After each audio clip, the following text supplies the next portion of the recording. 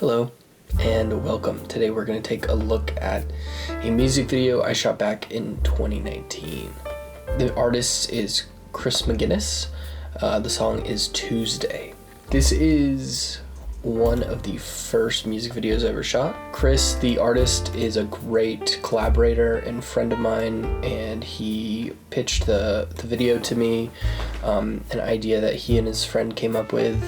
I immediately saw it visually in my head and knew exactly what I wanted to do to make it come to life and bring it to the screen. So it's pretty short. It's only 2 minutes and there's only like 3 or 4 setups in the whole video, so we'll just go through one by one, I guess. So the first setup here is a walk through a house, going from a bedroom all the way to the living room where he's prepping, like his bandmates are prepping instruments as if they're getting ready for a house show that night or something. Trying to capture a little bit of that like local artist vibe, like the college town house show vibe in this video. I wanted it to seem like it was cloudy out, and this was really my first time having to light a multiple room scenario, so I was struggling to balance every light I had with the camera and what I wanted. So when we first start, there's an HMI outside the window there. There's like these pro photo HMIs that I could rent from my school, shooting through a shower curtain to kind of give us some level in the room. And then I think I might have bounced something that's kind of giving some lift on his face here as well, so he's not completely dark. And then as we walk through the hallway, as we go by the bathroom, I've got just like a little LED panel in there. It's on its full power. Like I said, I was struggling trying to figure out how to balance every level in the whole one shot here. And then we get into the living room, and I was like, oh my gosh, there's just not enough light. And then I just opened the front door and like this whole wash came in. I was like, I guess that works.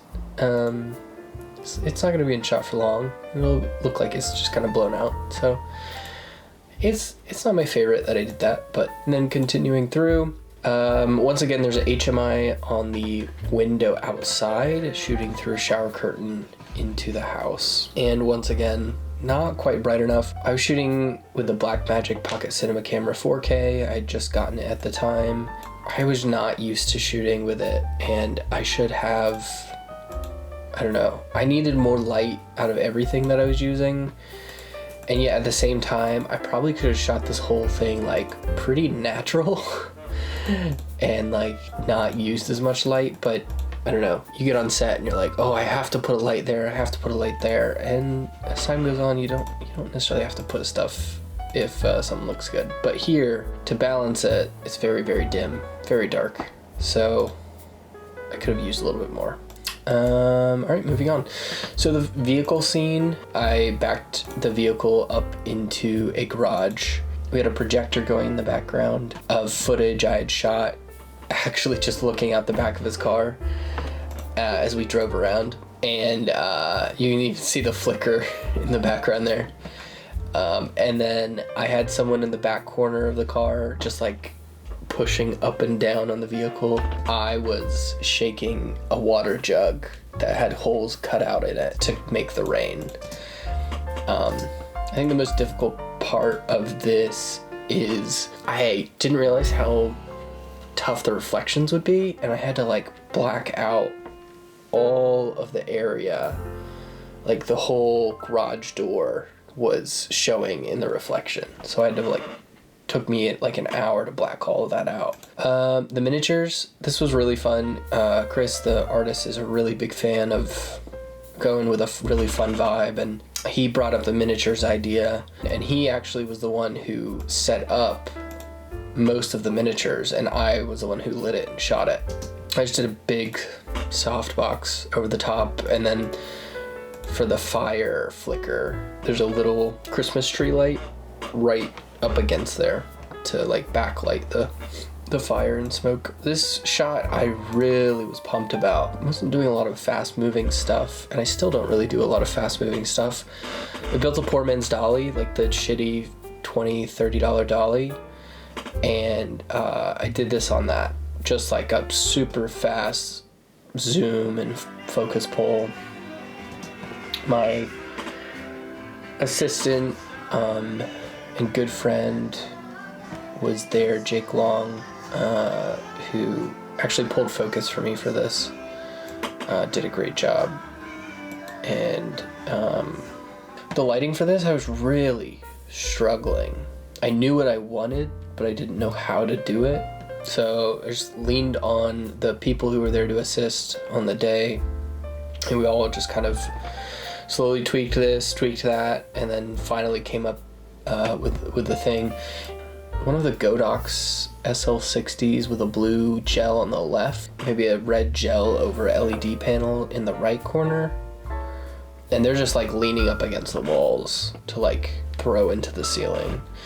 And then I've got an HMI with a spot and a grid on it, like a 40-degree grid, like really tight, to side light Chris here, which is great. He played right into the light on this whole thing too, turned right into it and everything. And then this little punch-in cutaway of him singing in the rain. I have a little LED panel in the back left behind him with, I think, half a red gel, so there's like a touch of color in it, and then just yellow, like tungsten on the other side. And then I had a friend with just a hose holding down his thumb over the hose, spraying water, and it looks like rain. It passed really well. And then I think someone else was pushing a fog machine behind him to try to add some smoke and atmosphere, as if he had just gotten in a car wreck, to kind of bridge us from the miniature. Yeah, it was a great little video. Some mistakes that I feel like I made. The beginning walkthrough, it would have been nice if I just had someone walk with me on the backtrack. I didn't own one at the time, but if I had like a little Aperture MC just sparking his eyes so it doesn't get really muddy during the whole time. It's just a low budget, fun little video, and I think we did a good job. Yeah, like I said, that show was in 2019. It just got released because of COVID. He finally has released his album, so if you haven't heard any of Chris Mcginnis' work, please go check it out. I'll link some of his stuff below. He's got some really amazing music.